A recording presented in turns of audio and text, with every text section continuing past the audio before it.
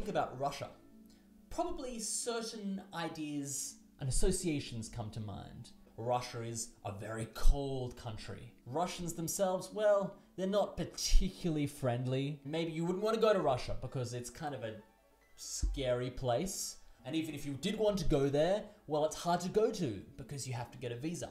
I've been to Russia many times, more than 30 times in fact. And so what I'd like to do in this video is look at these associations based on my experience in Russia to see if they're actually true.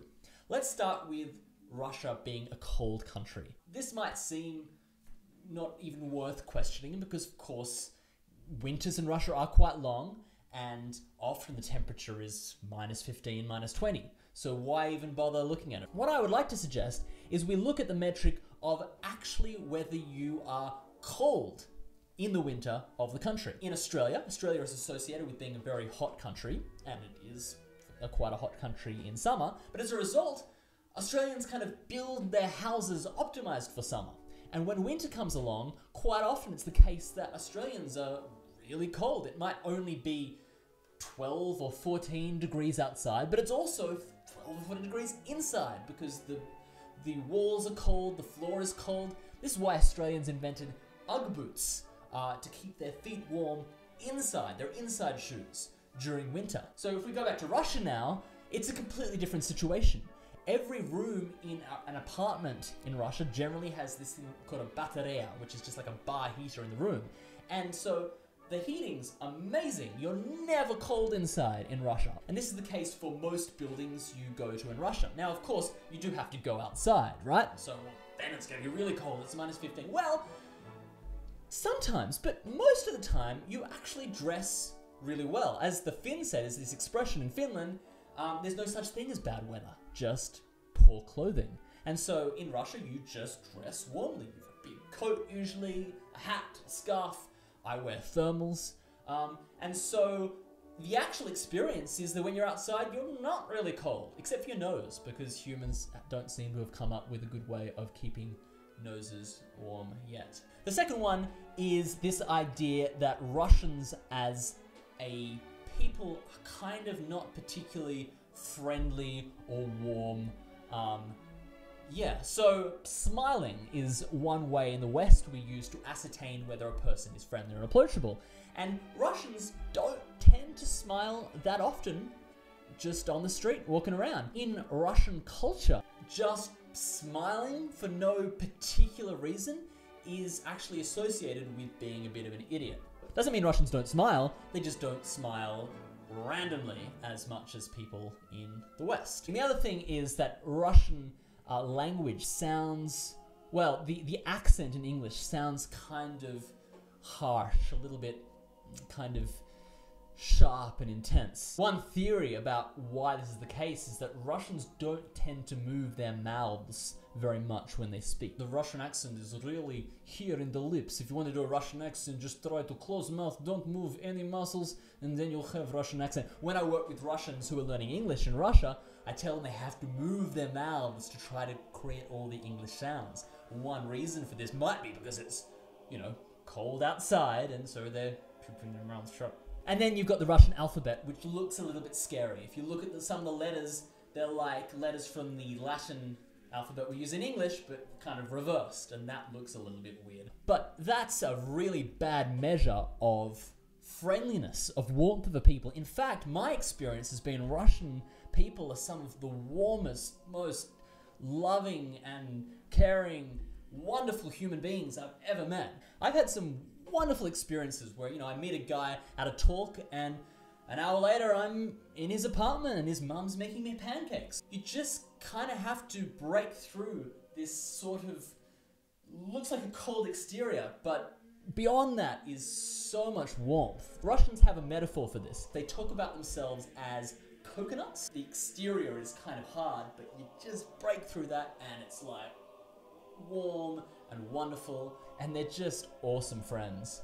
If you manage to strike up a friendship with them, they really look after you. There's this kind of perception of Russian men as sort of thug-like bad guys. I sometimes get asked by my friends in the West, like in Russian movies, who play the bad guys, because in Hollywood Western films, so often it's Russians. Comedians love to make fun of Russians as like the scariest white guys. You put on a Russian accent and that's a way of kind of protecting yourself.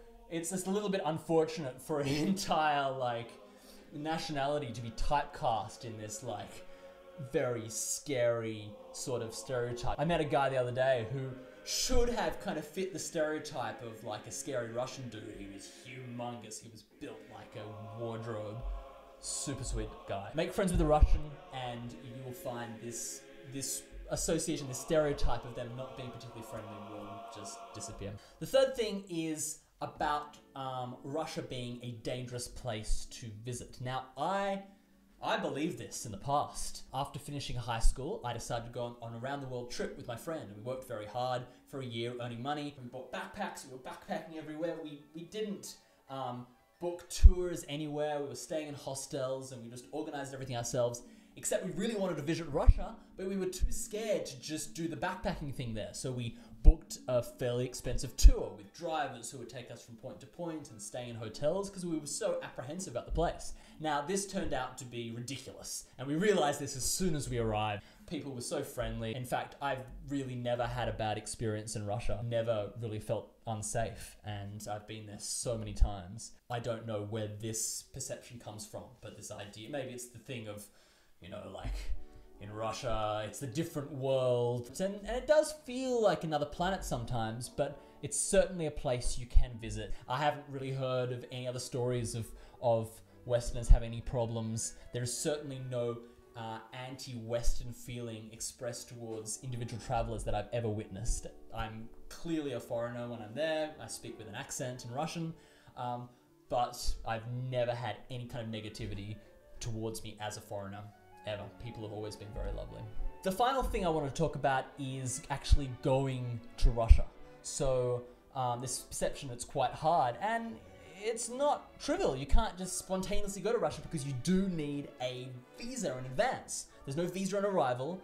There's no just tourist visa waiver program like Australia does or the United States does for many countries. If you're a Westerner, you can just go to Europe.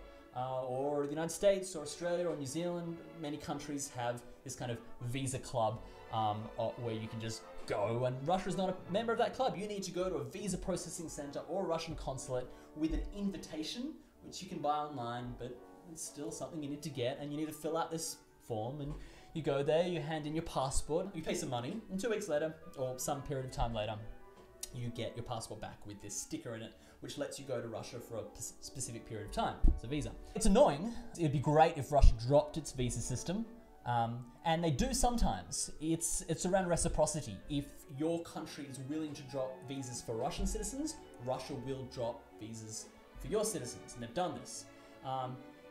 For Russians, when they go to apply for visas, and they have to apply for visas for pretty much every Western country, for them, it's actually a lot harder. They often get rejected.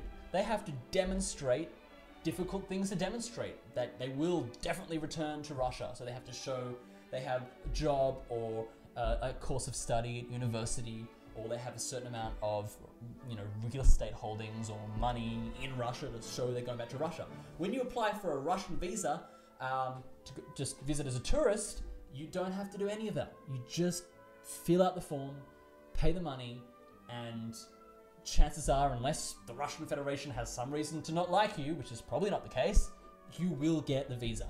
There's pretty much no uncertainty around whether you'll get the visa or not. So it's actually not as hard for us at the moment to visit Russia as it is for Russians to visit Western countries. It would be great if it was easier. I'd love that to be the case. One thing with Russian visas that I find very frustrating is that, so you've got your invitation, you apply for your visa, you get your visa, you go to Russia, and then there's this extra step you have to do. You get this little white piece of paper, this arrival card when you arrive at the airport, and you have to hand this in when you leave, so don't lose it. Don't lose that little piece of paper. But what you have to do is, in the first week, you have to register your visa. I don't know why you have to do this. It seems really antiquated to me. They know you're there, and it's boring because you've come to Russia, you want to enjoy yourself, and you have to go and queue up for an hour in a post office with whoever is hosting you. If you're in a hotel, they'll do it for you, but you have to pay for that. Anyway, it's just annoying. No other country I've ever been to does this. It would be great. Anyone who's watching this, if you have any power to influence this at all, at least kill the registration system. I think it would encourage a lot more people to visit Russia and find out that all of these myths are not actually true, and it's an amazing place. You should definitely visit it.